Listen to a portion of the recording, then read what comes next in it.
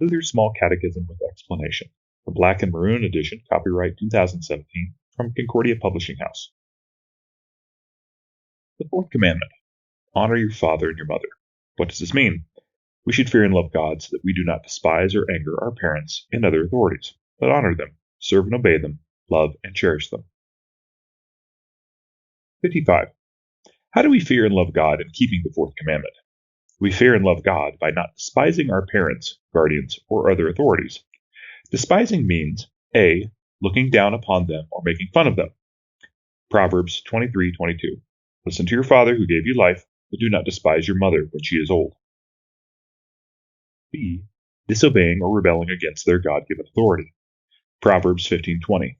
A wise son makes a glad father, but a foolish man despises his mother.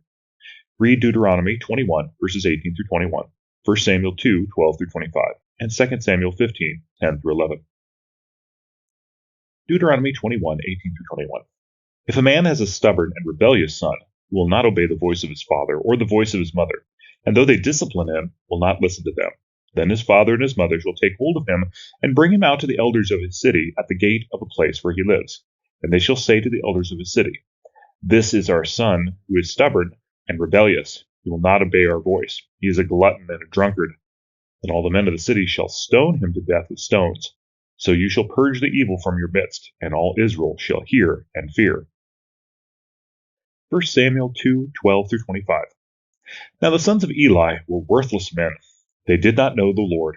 The custom of the priest with the people was that when any man offered sacrifice, the priest's servant would come while the meat was boiling with a three-pronged fork in his hand. He would thrust it into the pan or kettle or cauldron or pot. All that the fork brought up, the priest would take for himself. This is what they did at Shiloh to all the Israelites who came there. Moreover, before the fat was burned, the priest's servant would come and say to the man who was sacrificing, Give meat for the priest to roast, for he will not accept boiled meat from you, but only raw. And if the man said to him, Let them burn the fat first, and then take as much as you wish, he would say, No, you must give it now, and if not, I will take it by force. Thus the sin of the young men was very great in the sight of the Lord, for the men treated the offering of the Lord with contempt. Samuel was ministering before the Lord, a boy clothed with a linen ephod, and his mother used to make for him a little robe and take it to him each year when she went up with her husband to offer the yearly sacrifice. Then Eli would bless Elkanah and his wife and say, May the Lord give you children by this woman for the petition she asked of the Lord. So then they would return to their home. Indeed, the Lord visited Hannah, and she conceived and bore 3 sons and 2 daughters. The boy Samuel grew in the presence of the Lord. Now Eli was very old. He kept hearing all that his sons were doing to all of Israel, and how they lay with the women who were serving at the entrance to the tent of meeting. And he said to them, Why do you do such things? For I hear of your evil dealings from all these people. No, my sons, it is no good report that I hear the people of the Lord spreading abroad. If someone sins against a man, God will mediate for him.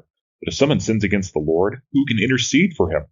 But they would not listen to the voice of their father, for it was the will of the Lord to put them to death. 2 Samuel 15, 10 through 11. But Absalom sent secret messengers throughout all the tribes of Israel, saying, As soon as you hear the sound of the trumpet, then say, Absalom is king at Hebron. And with Absalom went 200 men from Jerusalem, who were invited guests, and they went in their innocence and knew nothing. What does this mean? To despise your authorities. Now, some of that is to despise by not listening or not obeying, as we've seen in the Bible passages, or to do even the worst of it, not just obeying, but doing the exact opposite of it, or doing very sinful actions like Eli's sons. Also, talking about despising means that you don't love, you don't honor, you don't cherish. So it's the opposite of that. I always talk about despising meaning as well that you're forgetting about it or you're neglecting it. That's another way of despising. Like if you despise your dog or you despise someone that you just don't hang around them anymore, you don't talk to them, you aren't with them, that's a meaning of despising too. Something interesting in this is talking about despising the government or despising the authorities over you, like Absalom. And this really comes into play when we talk about our own wars and our Revolutionary War of what is a just war. And that's important to note because so oftentimes we think it is okay to go to war just because we're displeased. That is not okay. That is rebelling against the authority. That's despising it. And so oftentimes we have to look at the issues of what does it mean to go to war? Are we going to war for our greed? Are we going to war because we want more money? Are we going to war just because of representation, which is all things from our Revolutionary War? Then maybe it's not a just war. There are some just war things in the Revolutionary War of people that were being hurt or protecting others. But I tell people just because we're a nation that rebelled against our king doesn't mean we're right because we won.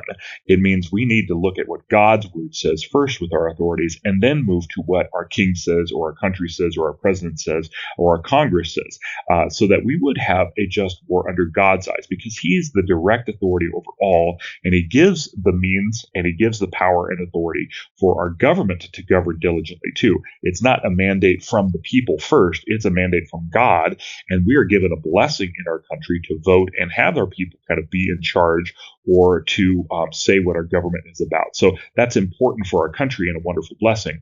But just because we have might or just because we win a war doesn't mean that it's right in the eyes of God. We always look to God's word first and to say, are we despising our government or are we uplifting our government? Are we praying for those who are in authority? Are we saying, hey, we want what is just and right according to God's word? The Lord bless your day as well as your week.